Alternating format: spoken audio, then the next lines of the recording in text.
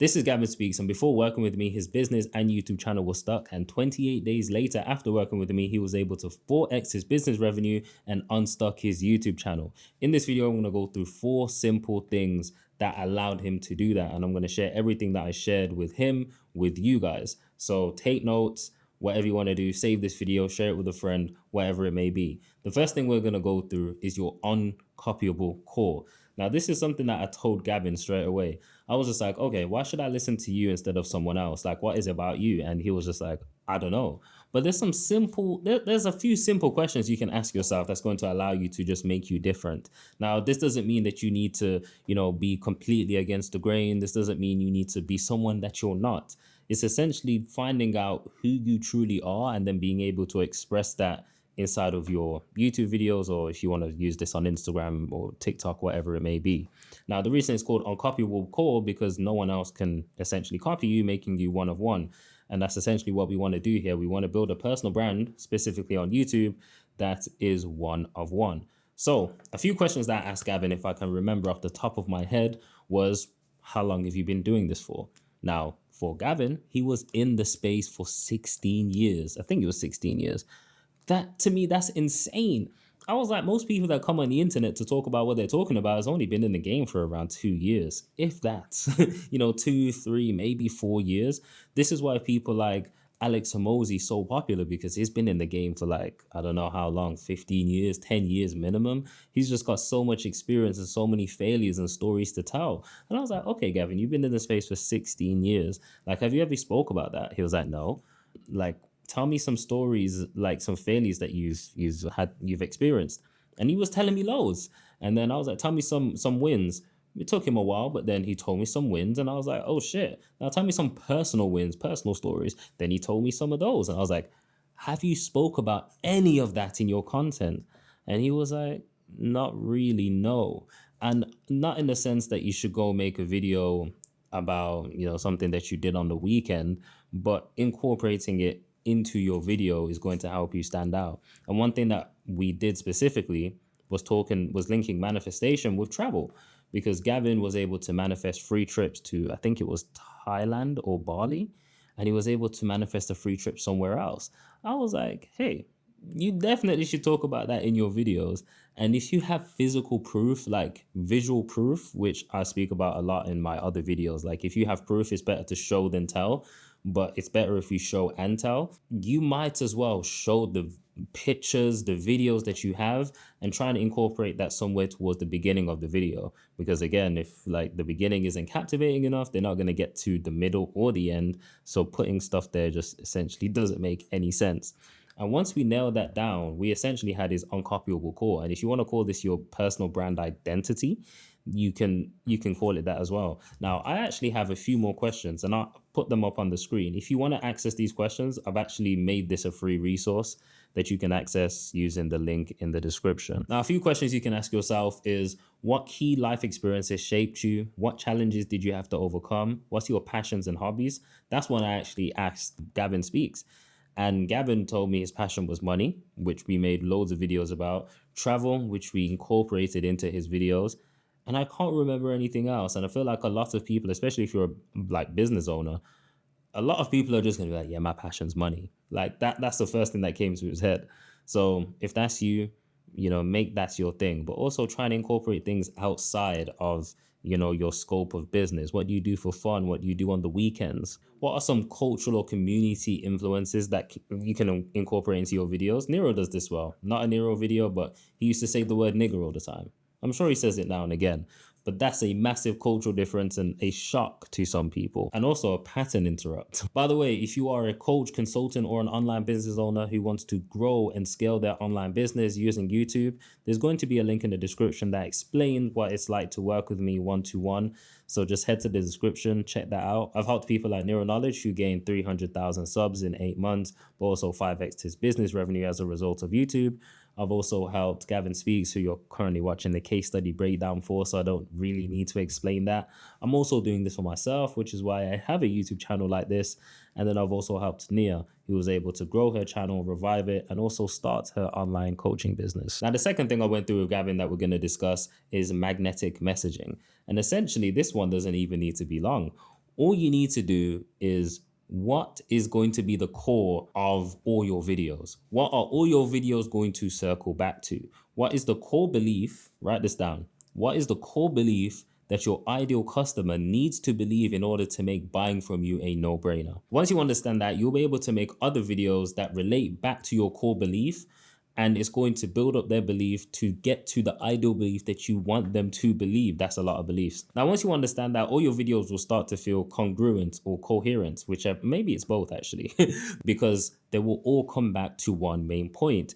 For example, if my core belief in order to make you buy from me is that YouTube is the best marketing tool or platform that you need to be on in order for your online business to grow and scale to 100K months or whatever you're trying to get to, then all of my videos will essentially relate back to that. If I'm talking about content principles, I'm going to bring it back to YouTube inside of my videos. If I'm talking about, types of content to create, then I'm going to link it back to YouTube in all of my videos. And then you'll start to notice this theme and you'll be like, oh, well, this guy always talks about YouTube. This guy's always, pitching YouTube. And I'll probably make videos comparing other platforms to YouTube. And you'll start to understand that YouTube is the best platform to be on. And then once you understand that I'm the best guy to go to about YouTube, then you're going to come to me and ask for help, and then I'm going to help you, and you're going to send me some money. Also with magnetic, I can't even speak. Also with magnetic messaging, it's not just about, the ideal core belief that they need to have in order for them to buy from you. It's also, what does your page look like? What does your description of your YouTube channel actually look like? Do you have a link to your core product inside of your homepage of your YouTube channel? Is the link to your core product the first line of the description in your YouTube videos? All these things need to make sense. Is your profile picture a clear photo of you? Is your banner a clear photo of something that relates back to your brand, whether it's the name of your core product, whether it's the mission that you set out to do? All these things need to align to make your message clear and magnetic, and then people would want to be a part of it. One thing as well, if you can serve a certain niche group of people, serve those people. For example, I serve online business owners, coaches, and consultants. Now, if you're not one of those, you're probably not going to want to work with me, but my videos will still be able to benefit you, which means if you know someone that is a coach or consultant, you're going to put them onto my videos because you're like, shit, this helped me. If he can help these people specifically, the results must be insane. And it's funny because we're probably around halfway through the video and you guys are probably sitting here like, this guy ain't even spoke about like what videos to post, what content to post, etc., etc. And one thing that you need to realize is you can post as much content as you want, but if you don't have these two things ironed out, then you're just posting and hoping. And yes, it can work. It can work. You'll get lucky, but eventually your luck will run out. The people that trusted you, your red hot leads, they will soon burn out, and then you will not even be nurturing new people. People will come to your channel confused. People will come questioning if you can actually do the job properly. Now, number 3 is creating low effort, high trust type of content. Now, this is my favorite. Because you can go on YouTube and you'll see all the time, there's videos out there that take no effort. You'll be like, damn, this guy just set up his webcam and just started talking and now it's viral. Like, how does that work? Low effort, high trust. Now, for high trust, you need to be experienced, you need to be an expert, but also you need to demonstrate and show that you are an expert, literally visually show that you are an expert, but also have conviction in what you're saying so people can trust you. There's no way you can come on the camera speaking about fitness and then be like, maybe if you have a calorie deficit, you lose weight. I'm not 100% sure, but maybe if you have a calorie deficit, you'll lose weight. I'm thinking maybe if you go to the gym, I don't know, maybe two times a week, maybe 5. I'm actually not sure, but if you go to the gym like 2 times a week, and then maybe you'll like build some muscle. Like, of course, I know there's different teaching styles. Some people are more hyper and active. Some people are more calm and mellow. I would say I'm more calm and mellow, to be honest. But stick to whatever you are, but just have conviction in whatever you're saying when you're saying it. And that's going to create high levels of trust. Because a lot of the times, 90% of the content itself, like the video, It's just 90% communication. If you can communicate well, then people are going to trust you. People are going to want to work with you. People are going to understand and be educated by what you're saying. Now, you're probably wondering why low effort content? Like, isn't it cool to make high quality content? Wouldn't I get more views? And potentially you could get more views. But what I tell people all the time, people add a lot of friction to their creating process and then wonder why they can't create videos for longer than a month and drop weekly YouTube videos for longer than a month. It's insane. So if you lower the friction between creating videos and posting the videos, you'll be able to create more videos for a longer period of time. And one thing I always say, if you can't see yourself doing it for a long time, don't even bother doing it once, because you'll just end up in a perpetual cycle of thinking, I'll keep doing this because the next video has a chance of blowing up. The next one has a chance of blowing up. And before you know it, you're going to be there thinking, damn, I posted 6 videos and I still ain't blowing up. This is taking too much effort. I don't have time.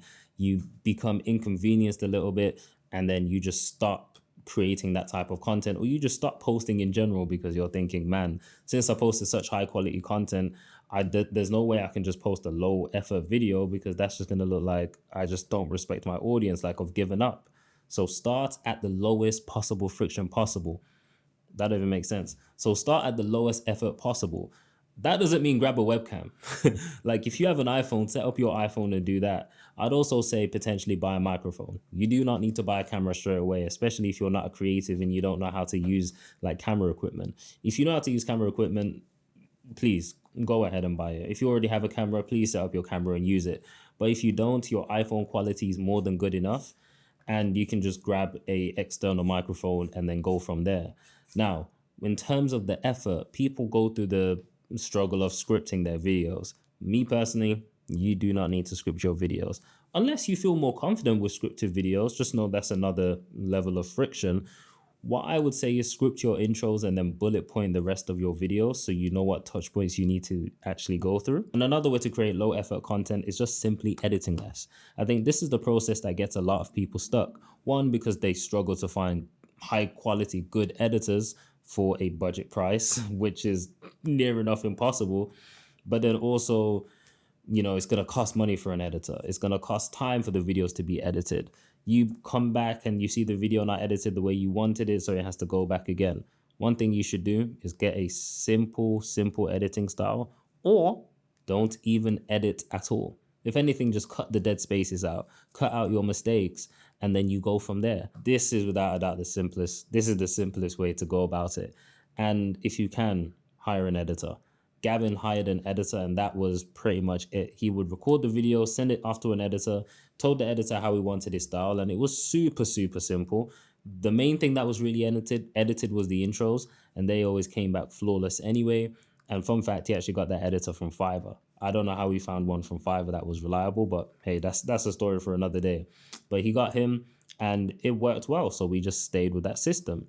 Another thing you should also do, it may sound boring, but just systemize everything. Like, have a type of font, have the colors that you go for in your videos, have the day that you record, the day that you come up with ideas.